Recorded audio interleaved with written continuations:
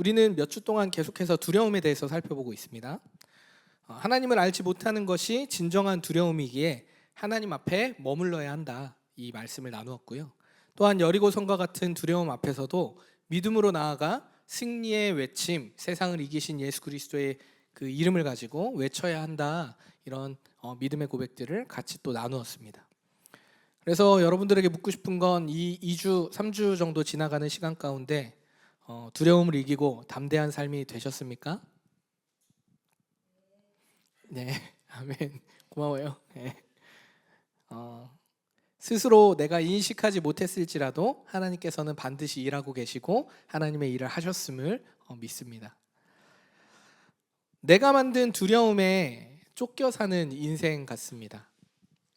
우리의 삶은요, 마치 눈앞에 거대한 골리앗이 서 있는 것 같고요, 등 뒤에는 홍해가 흐르는 것 같은 두려움의 연속이 바로 우리의 인생 같다라는 거죠. 구비구비한 산을 어떻게든 넘어서 간신히 넘었는데 또다시 나타난 여리고성, 저 높은 성벽이 우리 앞에 떡하니 있는 것입니다. 이와 같은 것이 우리의 인생 같다는 것입니다. 직장, 사람과의 관계, 이직, 육아, 신앙, 미래에 대한 압박, 이런 것에서 벗어나는 것이요, 결코 쉽지 않다는 것이죠. 때때로 하나님이 주시는 평안과 기쁨을 맛보기는 하지만 어느새 금방 잊어버리고 온전한 신뢰로 나아가는 것은요, 우리 인생에서 쉽게 찾아보기가 어렵다라는 거죠. 마치 불가능한 현실을 살아가는 우리의 신앙의 삶 같습니다. 유다의 왕 여호사밧도, 또 유다 백성들도 지금 처한 현실이 바로 우리의 인생과 같다는 것입니다. 연합군이요, 지금 눈에 불을 켜고 유다 백성들을 죽이려고 달려들어 오고 있습니다. 유다 왕 여호사밧은요, 도저히 감당할 수 없는 이 현실에 두려움이 가득한 거예요. 이 두려운 현실 앞에 여호사밧의 첫 반응은 무엇인지 아십니까? 20장 3절에, 오늘 함께 읽지 못했지만 그 앞절에 나와 있는데요, 두려워하여 여호와께 낯을 향했다라고 말하고 있어요. 오늘 이 자리에 오신 우리 성도님들, 여러분의 마음을 움츠러들게 하고 주눅들게 하는 것은 무엇입니까? 두려움의 현실 앞에 우리는 어떻게 싸워서 이 고난을, 고통을, 두려움을 어떻게 이겨내야 할까요? 누구나 두려움이 찾아오면요, 해결책, 솔루션이라고 하죠. 그것들을 찾습니다. 이건 당연한 반응이죠. 멍하니 당하고만 있을 수는 없으니까요. 조언을 구하기도 하고요, 밤낮 없이 해결하기 위해 애를 써보기도 합니다. 때로는 자존심이 상할지라도 이 문제를, 이 두려움을 해결하기 위해 이걸 해결할 수 있는 사람에게 아쉬운 소리를 하면서 도움을 청하기도 합니다. 이렇게 다양한 방법으로 두려움을 이겨내기 위해 우리는 최선을 다해서 살아가죠. 그런데요, 이 최선을 다하는 노력에도 불구하고 해결이 되지 않는 때가 있다라는 거예요. 아무리 노력을 해봤는데, 정말 내 자존심까지 다 내려놓고 해봤는데도 안 되는 일이 있더라는 거예요. 내 힘과 내 능력으로는 도저히 감당할 수 없다고 고백하게 되는 것입니다. 지금 당장 다가올 미래를 걱정하기는커녕 지금 당장 앞에 있는 현실의 벽이 너무 두꺼워서 그 앞에 아무 힘없는 나를 발견하게 되는 거죠. 여러분, 두려움을 색으로 표현하면 무슨 색일까요? 저는 검정색이라고 생각해요. 아무것도 보이지 않기 때문이죠. 두려움이 찾아오면 아무것도 볼 수가 없습니다. 어둠으로 가득한 상태, 흑암이라고 하죠. 아무것도 볼 수 없는 상태, 질서가 없는 상태. 심지어 그 어둠 속에서는요, 내 손과 내 발도 보이지 않는 그런 어둠의 상태가 저는 두려움의 색깔이라고 생각해요. 그런 상황에서는요, 할 수 있는 것이요, 아무것도 없습니다. 두려움이 찾아오고 그 어둠 속에 계속 있다 보면 아무것도 할 수 없는 거예요.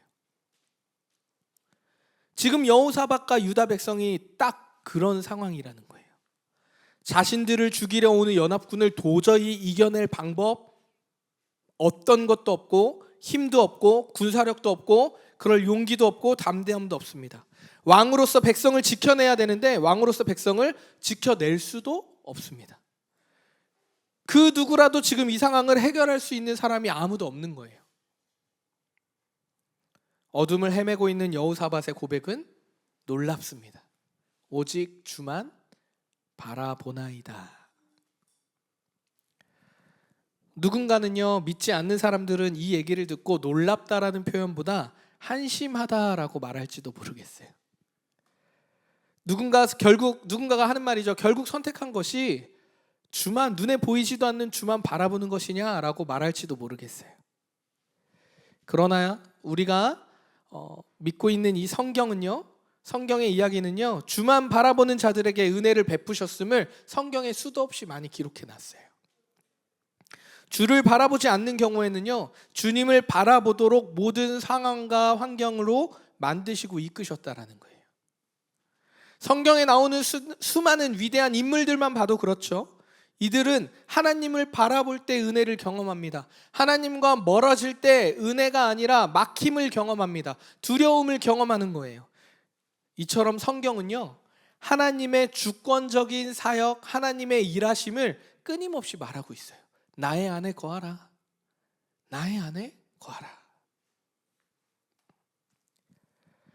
오직 주만 바라본다는 것이요, 약한 자들이 가지고 있는 정신승리 같은 게 아니에요.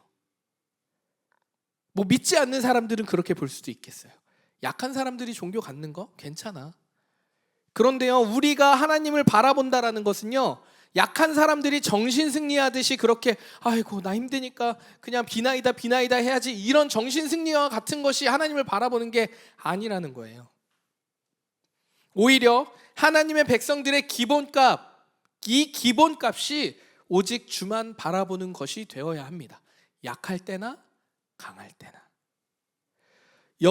여호사밧이 도무지 방법이 없어서 주님을 바라본다고 고백하지만, 이 선택은요, 어쩔 수 없는 환경 속에 고백한 것처럼 보이지만 가장 현명하고 가장 지혜로운 방법이었다는 거예요. 설령 스스로 해결할 수 있는 방법이 여호사밧에게 있었을지라도 여호사밧은 무엇을 해야 됐을까요? 하나님을 바라보고 하나님께 가도 됩니까? 라고 물었어야겠죠. 이것이 하나님의 백성들이 살아가야 되는 디폴트 값, 기본값이라는 거예요. 여호사밧을 통해 우리가 깨닫는 것이 바로 이거라는 겁니다. 두려움 속에 있을 때는요, 우리의 시선을 바꿔야 해요. 늘 나를 향했던 믿음의 방향이 이제는 하나님께 향하도록 믿음의 방향을 바꾸는 것입니다. 어둠 속에 있다 보니까 자꾸 나만 봐요. 어떻게 하면 내 손을 제대로 볼 수 있을까? 이 어둠 속에서 내가 무언가를 어떻게 움직일 수 있을까를 나만 바라봅니다. 그런데 이 어둠 가운데 있을 때 하나님을 향하여 방향을 틀고 빛 대신 그 빛을, 조그만 빛이라도 쫓아갈 때에 우리는 그 두려움에서 벗어날 수 있다는 것이죠. 하나님을 바라는 중에 우리의 무력함과 연약함은요, 은혜의 자리가 되는 줄 믿습니다. 강한 중에도 약한 중에도 전능하신 하나님을 바라보는 우리 올디너리 모든 성도님들 되시기를 그리스도의 이름으로 축원합니다. 여호사밧이 멋지게 방향을 딱 바꾸었어요. 그리고 하나님께 시선을 향했습니다.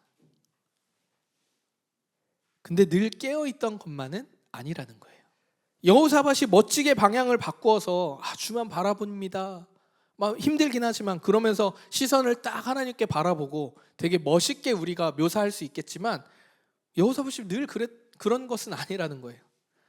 여러분, 지금 이스라엘은요, 사울왕, 다윗왕, 솔로몬에 거쳐서 영광을 누렸습니다. 그렇죠?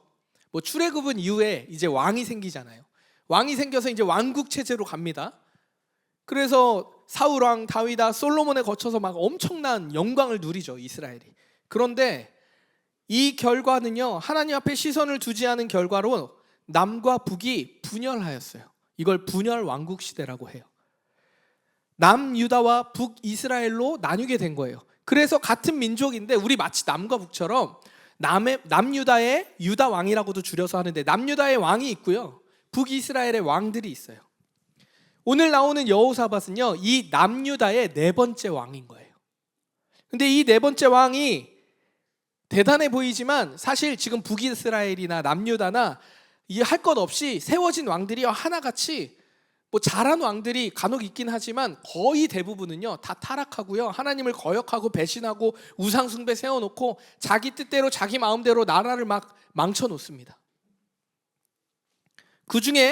그 중에서도 여호사밧은요 그래도 의로운 왕 중에 속해요. 그래서 통치할 때 이제 나라를 딱 맡은 다음에 초기에 제일 먼저 했던 게 뭐냐면 바알 숭배했던 것들을 다 제거했어요. 바알 숭배하는 그 모든 것들을 다 제거해라 해서 막 나라에 세워진 신전 막 이런 거 다 무너뜨린 거예요. 얼마나 멋져요. 하나님을 예배해야 되니까. 그리고 유다 지역에 전국으로 율법 교사를 보냅니다. 말씀을 가리키는 자들이죠. 그래서 전국에 율법 교사를 보내서 말씀을 가리키는 것에 최초로 말씀 교육을 최초로 시도한 사람이 여호사밧이라는 거예요. 그 결과가 어떠하냐면 하나님께서 여호사밧 왕을 형통하게 만드셨어요. 고난을 뚫고 지나갈 힘과 능력을 주셔서 이제는 그 주변의 나라가 뭘 하냐면 여호사밧 왕에게 와서 조공을 막 바치는 그런 일들이 생긴 거예요. 그런 아름다운 멋진 모습을 여호사밧이 통치 초기에 누렸습니다. 그런데 죄를 안 지으면 사람이 아니잖아요. 아닌가? 이렇게 얘기하면 안 되나? 그렇게 쭉 갔으면 너무 좋았을 텐데.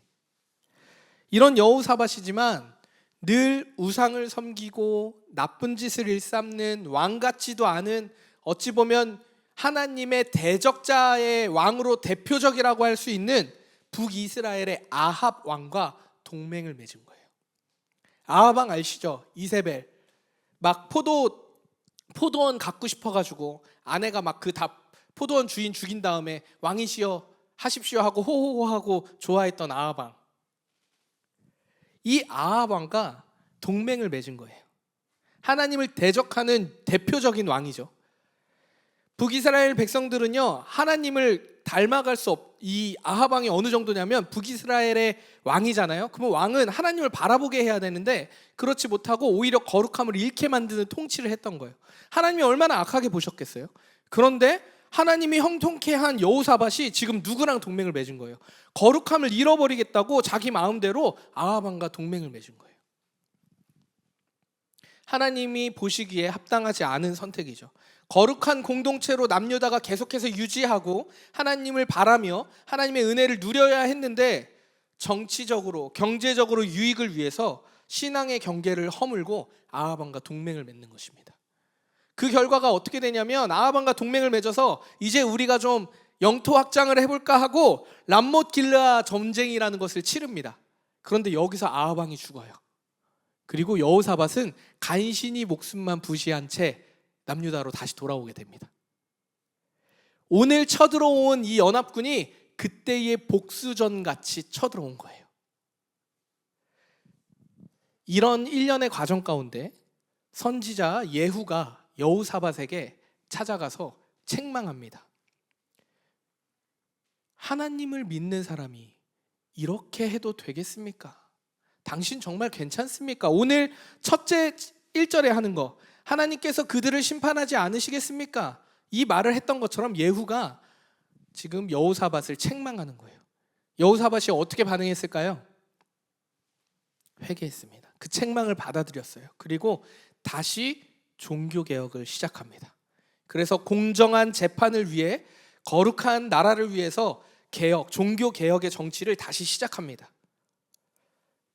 그런데 여전히 남유다는 강국이 되지 못했어요. 그 전쟁의 피해가 너무 큰 거예요. 이때를 틈타서 모압, 암몬, 세일 족속의 연합군의 공격이 시작된 거예요. 지금이 그 순간, 오늘 함께 읽은 본문이 그 상황이라는 거예요. 이 전쟁을 앞두고 여호사밧이 종교개혁을 하겠다, 다시 하나님을 바라보겠다 하고 나서 바라보는 상황이 지금 이 상황이라는 겁니다. 여러분, 이 상황을 보면요 우리의 인생 같지 않으십니까? 예수 믿겠다고 분명 하나님의 마음을 품고 선한 일을 우리가 열심히 시도하지만, 도전해보지만 때로는요 나의 유익, 나의 만족을 위해서 거룩함을 버리고 타협할 때가 있다라는 거예요. 한 번쯤은 괜찮지 않을까? 요 정도는. 아무도 모르는 나만의 어둠의 공간에서 방황할 때가 많다라는 거예요. 여호사밧 왕은요 그 어둠 가운데서 선지자의 말씀을 통해서 회개하며 다시 하나님을 바라봤던 것처럼 우리 또한 하나님의 말씀을 통해서 나의 삶을 돌아보고 하나님을 바라보는 삶이 되기를 소망합니다. 어둠은요, 빛을 향해 나아갈 때 사라집니다. 너무 어두운 곳에 촛불 하나 켜도 그 공간이 밝아지잖아요. 빛은요, 어둠을 쫓게 돼 있어요. 성경에서 하나님을 빛으로 묘사할 때가 많습니다. 빛으로 오신 예수. 하나님은 거룩하심이 빛으로 표현될 때가 많다라는 거예요. 그 거룩하신 하나님을 바라보고 나아갈 때 우리가 만들어 놓은, 우리가 걱정했던 두려움, 어둠, 검정색, 탁한 것들 도무지 걸러내도 걸러지지 않을 것 같은 그 더러움이 빛이 비춰주면 싸그리 다 없어진다는 얘기예요. 회개한다는 것은요, 하나님의 빛으로 나아가겠다라는 뜻입니다. 그냥 우리가 돌이키면서 끝나겠습니다, 하나님 잘못했어요, 용서만 구하는 것이 회개가 아니고요, 하나님 앞에 내가 얼마나 연약한 존재였고 하나님 없이 살아도 괜찮다라고 했던 교만한 존재인지 깨닫고 하나님을 바라보고 하나님께, 그 빛 대신 하나님께 나아가겠다라고 선언하는 것이 회개라는 거예요. 여호사밧은 이 회개를 한 겁니다. 그래서 하나님의 음성을 듣고 순종합니다. 그래서 얘기하죠. 선지자의 말을 들어라. 하나님이 우리와 함께 하신다라고 오늘 얘기하는 거예요. 하나님께서 레위 사람 야시엘을 통해서 말씀하십니다. 이 전쟁은 너희의 전쟁이 아니다. 가만히 서서 여호와의 구원을 바라보라. 두려움 앞에서 어둠 속에서 우리가 해야 할 일은요, 하나님을 신뢰하는 일이에요. 보이지 않고 손에 만져지지 않지만 하나님을 신뢰하는 일입니다. 내 힘, 내 능력으로는 한계가 있음을 깨닫습니다. 그러면 회개함으로 빛 가운데 나아가는 거예요. 그 여정은요, 하나님을 신뢰하는 삶의 여정으로 반드시 이어져야 돼요. 그냥 오늘 예배 드리면서 하나님 잘못했어요, 밖에 나가서 하나님이 무엇을 기뻐하실까를 고민하지 않고 기도하지 않고 찬양하지 않고 예배하지 않는다면 매일 같은 자리에서 같은 시간에 와서 그냥 하나님 죄송합니다만 반복하는 그냥 뻐꾸기와 같은 겁니다. 나를 죽기까지 사랑하신 하나님의 사랑, 그리고 나와 영원히 함께 하신다는 그 약속을 믿음으로 하나님을 신뢰하는 삶을 살아가는 우리 모두 되기를 축복합니다. 하나님께서 가만히 있으라고 했어요. 이 전쟁은 너희의 것이 아니야. 내가 할 거야. 하나님의 전쟁이야. 내 전쟁이야. 내가 할게. 너희는 가만히 구원이 어떻게 이루어지는지 봐라. 근데 여호사밧이 어떻게 반응합니까? 가만히 있지 않아요. 여호사밧은요, 가만히 있지 않고 말씀을 따라 믿음으로 하나님 앞에 빛 가운데로 나아갔습니다. 무슨 얘기냐면 여호사밧이 예배하기 시작했습니다. 얼굴을 땅에 대고요, 하나님께 경배하였습니다. 그러자 유다 백성들도 같이 엎드려서 하나님을 예배하기 시작합니다. 더 나아가서요, 이제 그 마주하는 자신의 군대를 이끌고 전쟁을 마주하러 나아가야 되는데 그 맨 앞에 누구를 세워요? 찬양대를 세워요. 찬양하는 사람들, 오늘 성경은 개역개정에서는 노래하는 사람들이라고 얘기해요. 그리고 그들을 세워서 찬양하기 시작합니다. 진군하고 행진하면서 찬양하는 거예요. 여호와께 감사드리자, 그분의 사랑은 영원하다라고 찬양하면서 전쟁을 향하여 나아가고 있는 거예요. 여호사밧과 유다 백성들은요, 찬양을 무기 삼았습니다. 예배를 무기 삼아서 행진하였다는 거예요. 사랑하는 우리 올리너리 성도 여러분, 하나님을 예배하는 것이요, 우리의 강력한 무기입니다. 우리 모두가 이 고백이 우리의 믿음의 고백이 되기를 간절히 바라고 원합니다. 때로는요, 믿음이 아무것도 하지 않는 것처럼 보일 수 있어요. 예배가 아무 일이 일어나지 않는 것처럼 보일 수 있어요. 그런데 예배가 무기가 되어서 찬양하고 기도하면서 나아가는 것은요, 하나님 앞에 우리가 순종하는 태도로 하나님이 보시는 거예요. 노래하는 사람들이라고 표현된 이 찬양대는요, 순종의 예배자들이었다는 거예요. 노래하는 사람들, 다윗 왕 때요, 성전 예배를 이제 조금 더 체계적으로 만든 때가 다윗 왕 때였어요.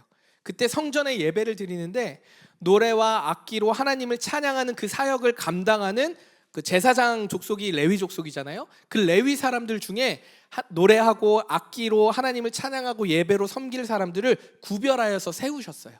다윗 왕이 세웠어요. 지금 전쟁의 맨 앞에 있는 찬양하며 예배를 이끌어가는 사람들이 바로 그 구별된 노래하는 사람들, 예배로 찬양으로 기도로 나아갔던 사람들입니다. 이것이 오늘날 찬양을 인도하는 우리 찬양팀 말고도 우리 모두의 삶이 어떠해야 되는지를 명확하게 보여주고 있는 현실이에요. 예배가 우리의 삶의 무기가 되어야 합니다. 찬양과 기도가 우리의 삶의 무기가 되어야 한다는 거예요. 두려움과 전쟁의 그 연속에서 맨 앞에서 우리는 찬양하고 기도하고 예배하면서 하나님을 바라봐야 된다는 겁니다. 세상과 맞닿은 곳에서 예배하라. 올해 첫 주 말씀이었잖아요. 1월 첫 주 말씀입니다. 그런데 세상과 맞닿은 곳에서 예배하라고 할 때 우리의 무기가 무엇입니까? 예배입니다. 찬양하고 기도하는 것이 우리의 무기여야 해요. 먼저는 말씀, 기도, 찬양이 우리의 삶에서 계속해서 고백되어져야 돼요. 예수천국 불신지옥 하면서 다니라는 얘기가 아니고 우리의 삶의 현장의 맨 앞에서 우리가 무엇을 고백해야 하느냐 하는 것입니다. 그리고 그 후에 우리의 말과 행동이 삶으로 드러나야 되는 거겠죠. 예배는요, 우리의 정체성을 세우고 기억하는 거예요. 나는 예배를 드리면서 나는 무엇을 믿는가? 나는 누구의 자녀인가? 내 삶은 주인은 누구인가? 이것을 예배드리고 찬양하고 기도하면서 계속해서 나를 확인하는 것입니다. 공동체로 모여서 확인하고 개인의 삶에서 확인하는 것입니다. 예배를 통해 우리는 두려움과 어둠 속에서 빛으로 나아갈 수 있게 됩니다. 예배가 무기가 되어서 날마다 하나님을 찬양하고 또 기도하면서 참된 안식과 평안을 누리는 우리 삶이 되기를 축복합니다. 말씀을 정리했으면 좋겠는데요. 여호사밧의 믿음의 행진은요, 승리로 끝이 났어요. 정말 하나님의 말씀처럼 아무 일도 하지 않고 그냥 승리가 거저 주어졌습니다. 구원을 받은 거예요. 나라를 잃을 뻔했는데 아무것도 하지 않고 연합군이 서로 싸워서 자멸해 버렸어요.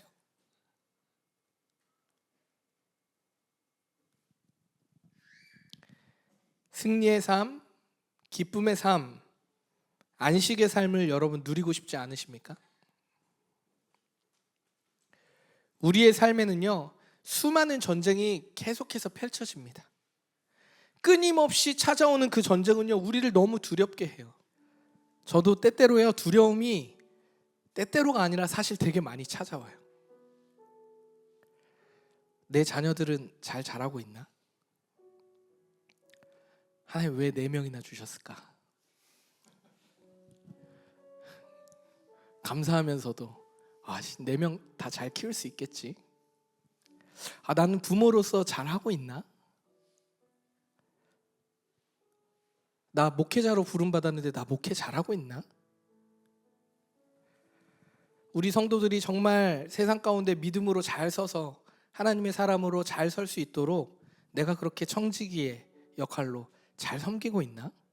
내가 잘 가르치는 건 맞나? 뭐 이것뿐이겠어요? 혹시 우리 교회가 문을 닫는 건 아닐까? 올해 10월 공간 계약이 만료인데 쫓겨나진 않을까? 월세 올리면 어떡하지? 올리브 예배 공간 너무 열악한데 어떻게 해야 되지? 괜찮을까? 저녁 집회 이제 고작 2번 해봤는데 할 때마다 노래방 소리가 들리던데 괜찮을까? 이것뿐이겠습니까? 작은 것에서부터 큰 것까지요, 두려움은, 걱정은, 근심은, 어둠은 계속해서 찾아오더라고요.